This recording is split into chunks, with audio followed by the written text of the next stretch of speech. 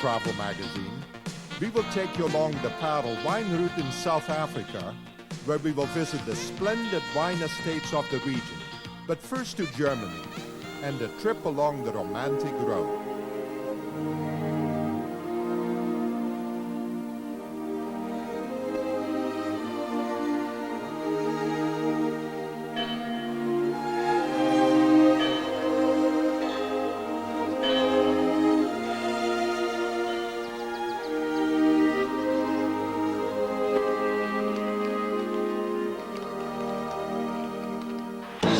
The Autobahn is famous for not having any speed limits. You can breeze from one part of Germany to the other in only a few hours. But it's hardly the way to see the true beauty of the countryside.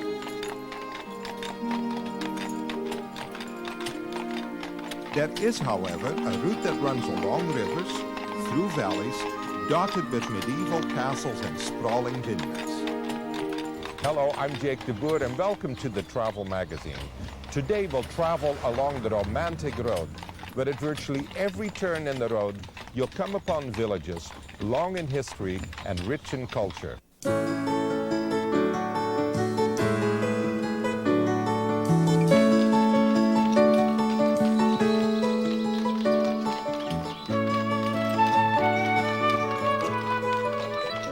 Romantic Road was founded about 25 years ago. It goes from Würzburg to Füssen. It's about 320 kilometers long. It shows you, by the way, a beautiful landscape.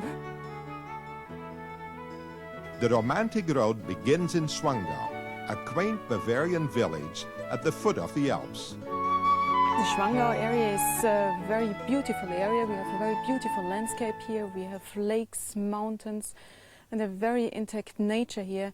And of course, our two highlights here are the two castles. People's fascination with castles is not lost in Hohenschwangau. It is one of the most popular tourist attractions in the region. Hohenschwangau is the older castle. It was already built by the Knights of Schwangau. Ludwig II, the great king of Bavaria, spent most of his time, most of his life here in Schwangau, in the castle of Hohenschwangau, his childhood and his youth.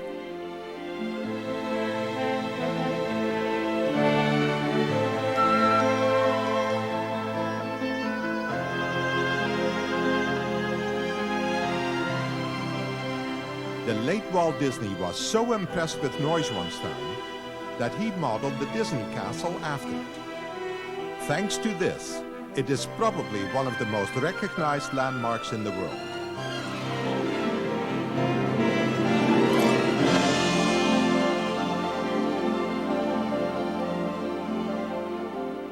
The legacy of the castle lives on with its caretaker, whom the locals affectionately refer to as King Ludwig III. I lived here now for more than 30 years, and it was a very fine job. I liked it very much. The story of King Ludwig is very interesting, and it was my hobby. King Ludwig became king with 18 years, and in his youth time, his teachers said, "You will be a king, an absolutely king." And now he was the king, and he would say what the people shall do, and he couldn't say it because the parliament said it. And so he said, "I want to have my own world where I can be an absolutely king," and he built this castle for him alone, not for the other people, only for him alone. And here he was an actor, like in a theater. He played here the king, and this was his life. The interior is equally as breathtaking as the outside, with each one of the rooms carefully restored to its original grandeur.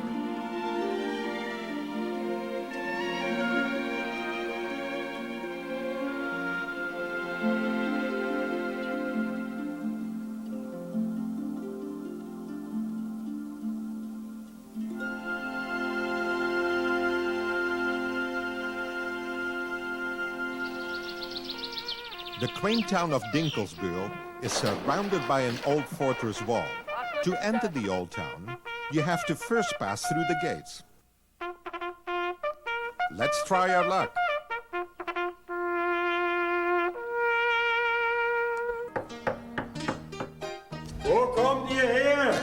Von Toronto, Canada, the TV Travel Magazine. Kommt ihr in Frieden? We come in peace. Dann öffnen wir das Stadttor. Dankeschön, thank you.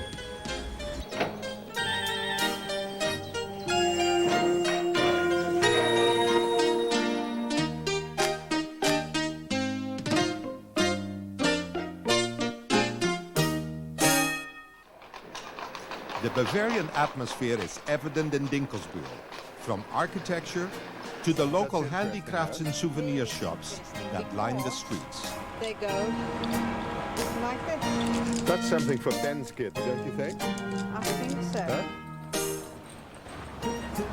We'll be back with more of the romantic road in Dinkelsbühl, Bavaria, right after this. So stay with us.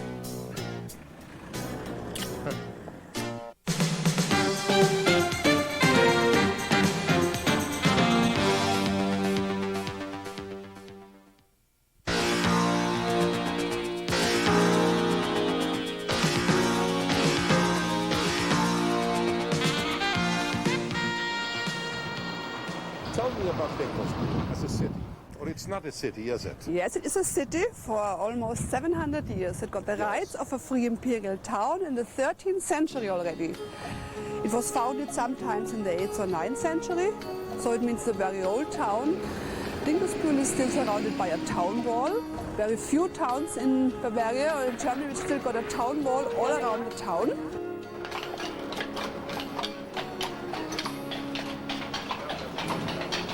It's 1,070 years old, this city.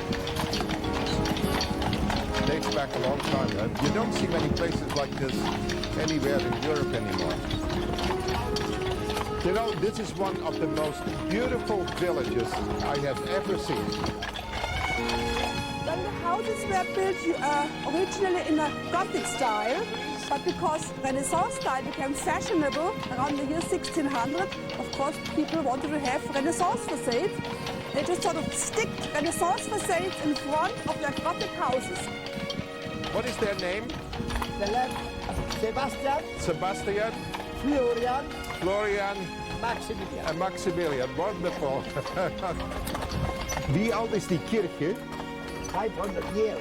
500 years, huh? Is the And church. the tower, 700. Which tower is this? Which gate? That is the Rothenburg Gate. Rothenburg Gate. Oh, look at this street. That's beautiful. This is a wonderful way of doing it. That's really the way to see the town, you know.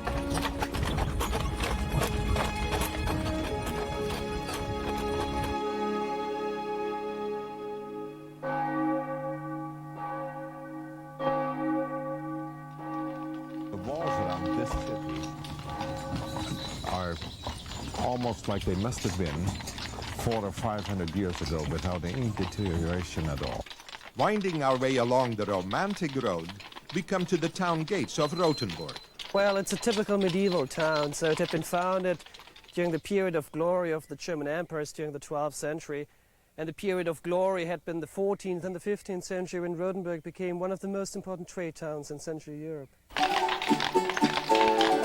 think this has to be one of the best preserved medieval cities I have ever seen. Dubrovnik was a very nice place as well, but this is truly unusual.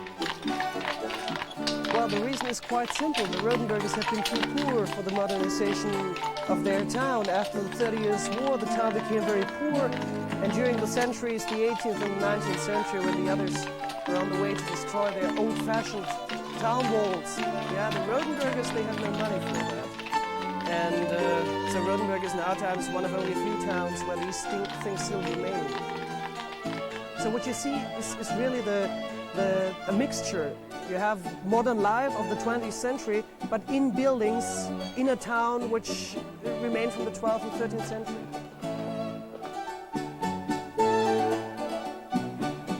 The profession signs, there had been a must during the Middle Ages. Yeah, when you had been a butcher during the Middle Ages, you had the profession sign with a cow. Yeah, but you have that even in our times. Yeah, when you're owner of a modern store, you have to have such a profession sign. So it's quite hard to decide whether they're old or not. In Rothenburg, even Even the local McDonald's gets a sign.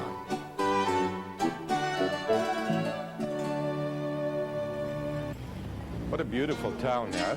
Oh, look at these. Here, all these nutcrackers.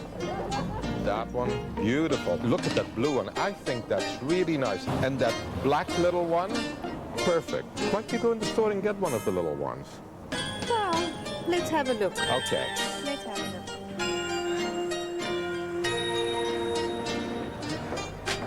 But Mika, you bought the biggest one in the store.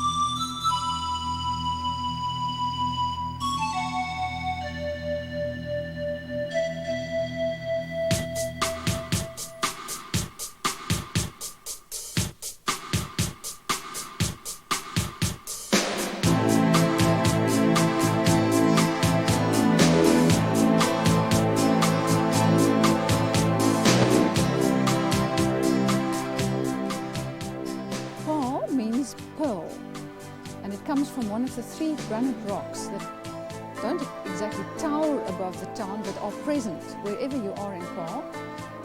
When the valley was discovered first by the first Dutch ensigns, it was just after the winter, and the rocks were glistening with water like pearls and diamonds, like jewels, and the Paarl stayed behind as the name of the town to this day.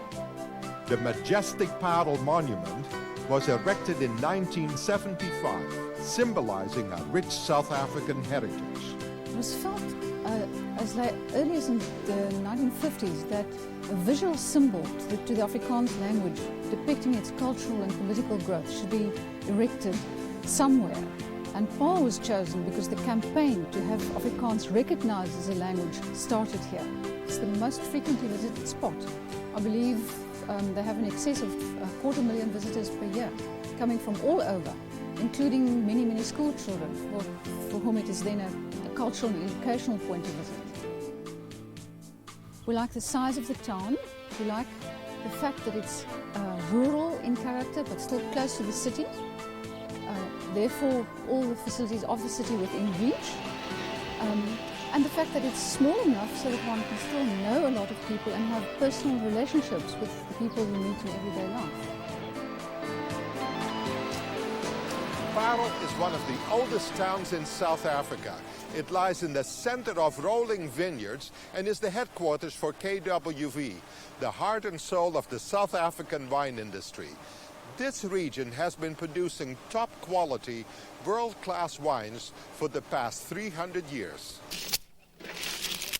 In 1652, the Dutch sent Jan van Riebeeck out here to start a halfway house for supplying the ships going to the east. And apparently he brought some vines with him. Not many, but they planted them, and then in February 1659, the first wine was made from those original grapes planted by Jan van Riebeeck. As a wine-producing country, we rate in terms of production quite high. We're the 8th biggest in the world, so we certainly are serious about winemaking. La Concorde, the KWV headquarters, is located on one of the original vineyards in the Paarl region.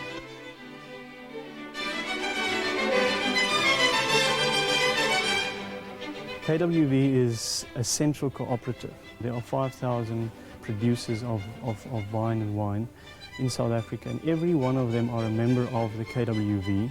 We produce all products that are made from the vine, and that means brandy, spirits, even vodka, gin, sherries, ports, the whole range of products coming from the vines.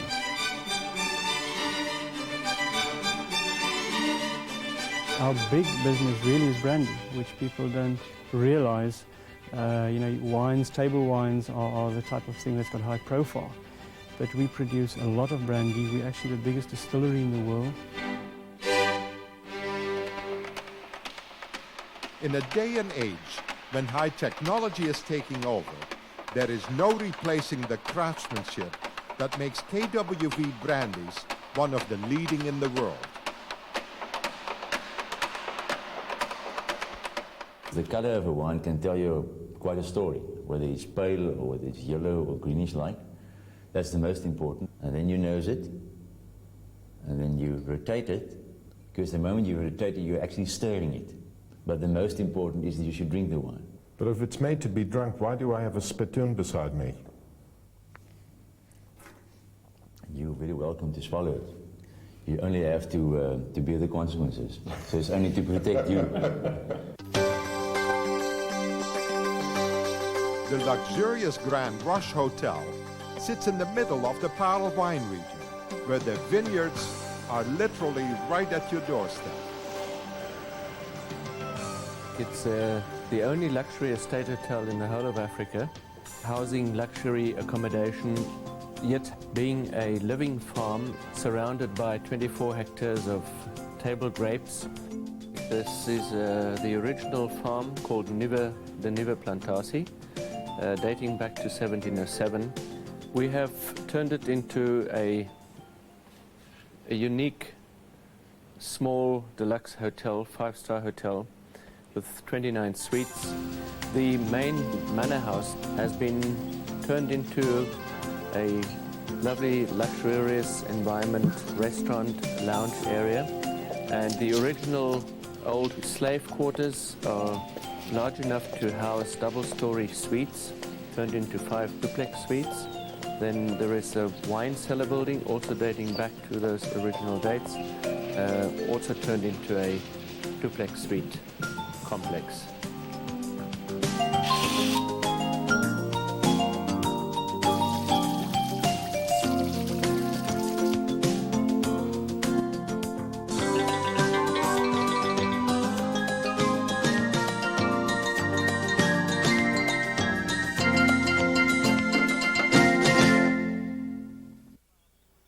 Along the Parel wine route is Groot Constantia.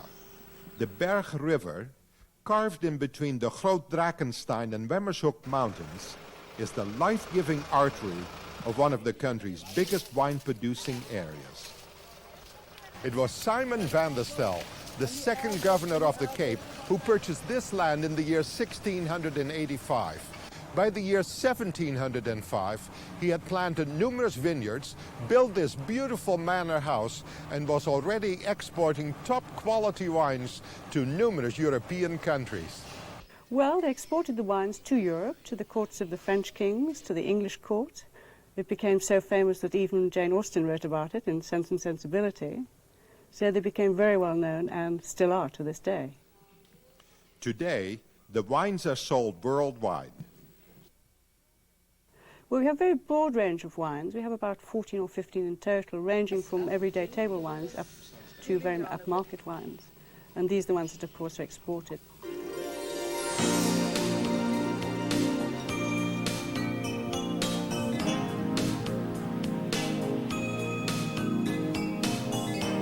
Continuing along the Parel wine route, we come to the Bush and Dal estate. With its distinct French influence and proud Huguenot heritage that dates back to 1685. We're the largest and the oldest estate wine producer in South Africa, and at the moment we produce predominantly white wines. We are particularly well known for our sparkling wine made in the méthode champenoise, the traditional classical method. We do also produce some red wines, and in the future we'll be producing more of those from new plantings. History is preserved in Bush and Dal, where the staterooms have been restored to the original authenticity.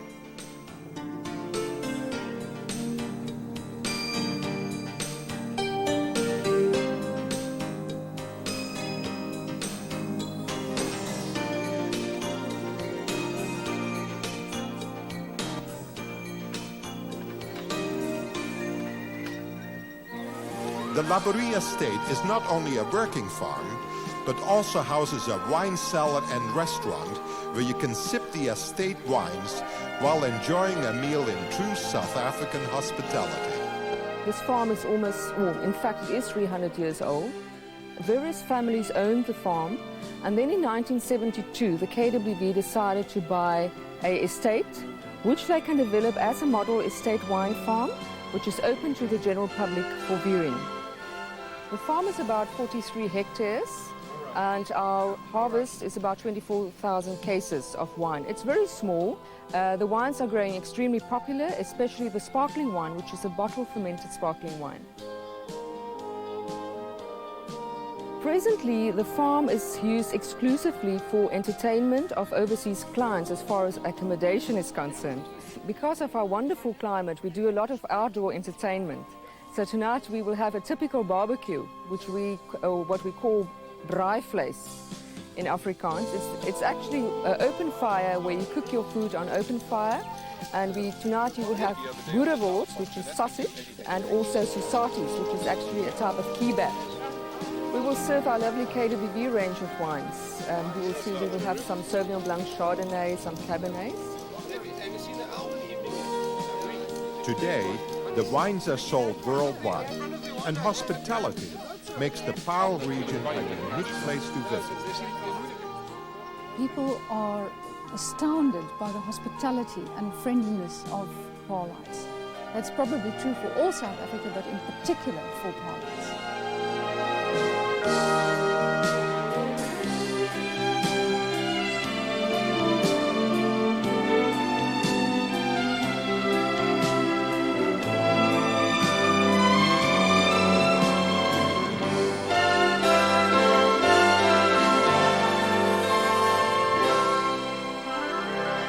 Well, that's it for this edition of the Travel Magazine. From the town of Paarl in South Africa, I'm Jake de Boer. Bye for now.